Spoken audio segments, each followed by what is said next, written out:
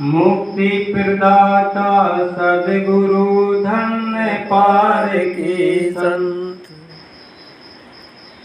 सद्गुरु कबीर साहब से किसी भक्त ने पूछा है कि मनुष्य के जीवन में भक्ति का क्या महत्व है। भक्ति बड़ी है कि संपत्ति बड़ी है। तो सद्गुरु कबीर साहब कहते हैं, मूल ग्रंथ बीजक साखी नंबर 228, सद्गुरु कबीर साहब कहते हैं, अरब खरब ले ध्रुव हो उदय अस्त्रुराज, भक्ति महात्म ना तुले ई सब कोने का। सद्गुरु कबीर साहब कहते हैं कि भक्ति बड़ी है कि संपत्ति बड़ी है, इन दोनों में से सबसे श्रेष्ठ क्या है।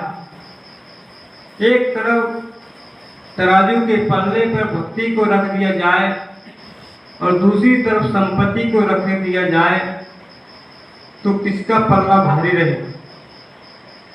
भक्ति का पल्ला भारी रहेगा। सद्गुरु कबीर साहब भक्ति का महत्व बताते हैं।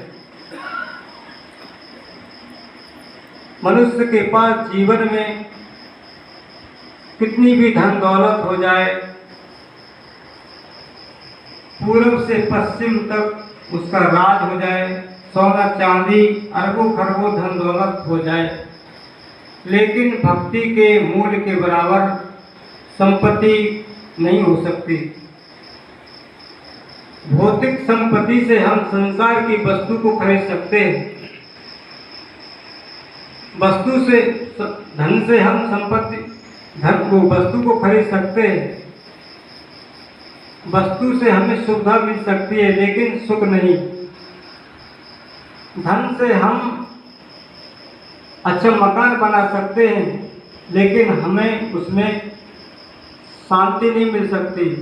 धन से हम सोना खरीद सकते हैं, सोने की चैन बना सकते हैं, लेकिन मनुष्य के अंदर चैन नहीं आ सकता। सुख शांति का संबंध धन से नहीं है, संपत्ति से नहीं है। सुख और शांति का संबंध मनुष्य की संगत, अच्छी संगत से है, उसके अच्छे कर्मों से है। जीवन में मनुष्य गलत कर्म करता है, कर्मों के द्वारा ही उसको सुख दुख का सामना करना पड़ता है।